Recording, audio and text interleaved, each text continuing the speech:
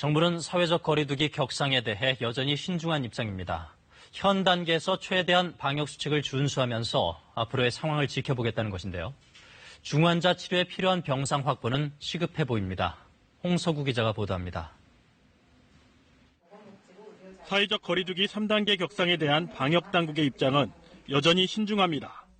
저희들의 공식적인 입장은 이번 주의 어떤 발생 추이를 보면서 3단계의 어떤 격상 여부에 대해서 논의를 해나가겠다는 입장입니다. 어제 열린 생활방역위원회에선 방법과 시기를 놓고 다양한 의견이 오갔습니다. 의료계에선 부담이 증가하고 있다는 의견, 사회 경제 분야 위원들은 3단계로 올릴 경우 취약계층 피해 문제 등을 언급했습니다. 3단계 거리두기의 시기나 방법, 또 피해를 최소화할 수 있는 그런 방법에 대해서는 계속적으로 검토를 진행하고 있는 그런 상황입니다.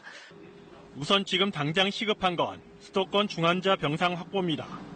현재까지 남아있는 중환자 병상은 서울이 11개, 경기 5개, 인천 3개 등 모두 19개뿐입니다.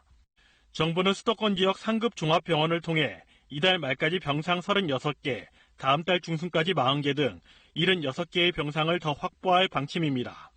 여기에 일반 병상은 수도권 내 전담병원을 더 지정하는 등의 방식을 통해 781개를 더 확보하기로 했습니다. 생활치료센터는 이번 주까지 4곳, 인원으론 1000여 명이 입소 가능한 시설을 새로 열기로 했습니다. 방역당국은 음식점 등에서 마스크 착용 등 강화된 거리두기 2단계 조치를 철저하게 이행하는지 점검한다는 계획입니다. 우선은 현재 2단계 조치가 제대로 이행되도록 총력을 다하는 것이 급선무입니다. 국민들께서도 방역수칙 준수만이 우리 공동체가 위기를 헤쳐나가는 유일한 길임을 오늘 오전 11시를 기해 3단계를 적용한다고 SNS를 중심으로 전파된 문건은 가짜뉴스라며 이런 가짜뉴스가 방역당국과 국민들 간의 신뢰를 해칠 수 있다고 비판했습니다.